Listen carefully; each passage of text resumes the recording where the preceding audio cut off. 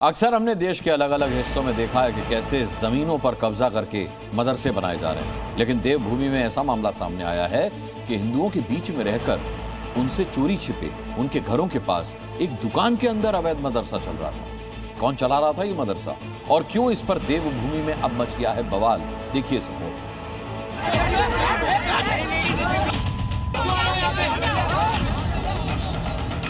आज हमने उसे रंगे हाथों पकड़ा। मौलवी बकायदा बच्चों को मदरसे वाली पढ़ाई करवा रहा था। मौलवी बकायदा बच्चों को मदरसे वाली पढ़ाई करवा रहा था। बहस, विवाद और ये हंगामा देवभूमि उत्तराखंड के ऋषिकेश में मचा है, जहां एक मौलाना जो कर रहा था उसका सरेआम पर्दाफाश हुआ तो हिंदुओं का गुस्सा भड़क गया। ये विवाद क्यों हो रहा था और क्यों मौलाना पर हिंदू भड़के थे, तो अब ये भी जान लीजिए। दरअसल इस विवाद के पीछे की वजह है ये जगह है, जो कि देखने में तो सामान्य दुकान लग रही है, लेकिन इसके अंदर अवैध रूप से मदरसा चलाया जा रहा था। दुकान के अंदर कोई सामान नहीं रखा था, बल्कि कालीन बिछाकर बच्चों को तालीम दी जाती थी। मदरसा सील है, लेकिन उसकी आड़ में ही उसके बगल में एक दुकान के अंदर जो सामने शटर आप देख रहे हैं, उसमें कुछ बच्चे जो हैं कुरान पढ़ रहे थे। पड़ोस में मदरसे और मस्जिद बनवा देता है। आज हमने उसे रंगे हाथों पकड़ा।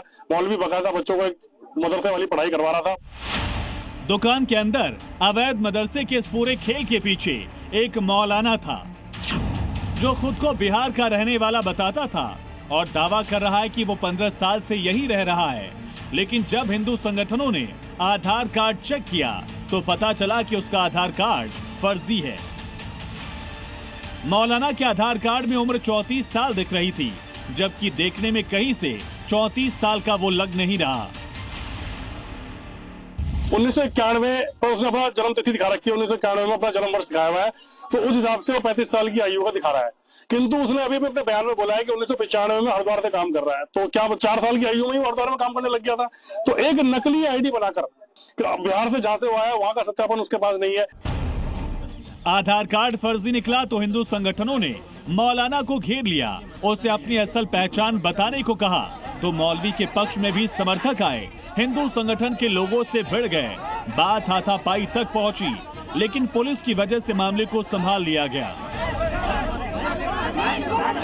ये बिहार का व्यक्ति बिना सत्यापन के यहाँ रह रहा, 34 साल का है, लग रहा है 34 साल के। ये वो 34 के वो बताएंगे 34 के। अरे तो आप पूछ क्यों नहीं रहे? पुलिस ने इसके बाद आरोपी की जांच कर कार्रवाई का भरोसा दिया, लेकिन हिंदू संगठन से भरोसे से नहीं मानने वाले। उन्होंने चेतावनी दी कि अगर अवैध मदरसा बंद नहीं हुआ तो बड़ा आंदोलन होगा।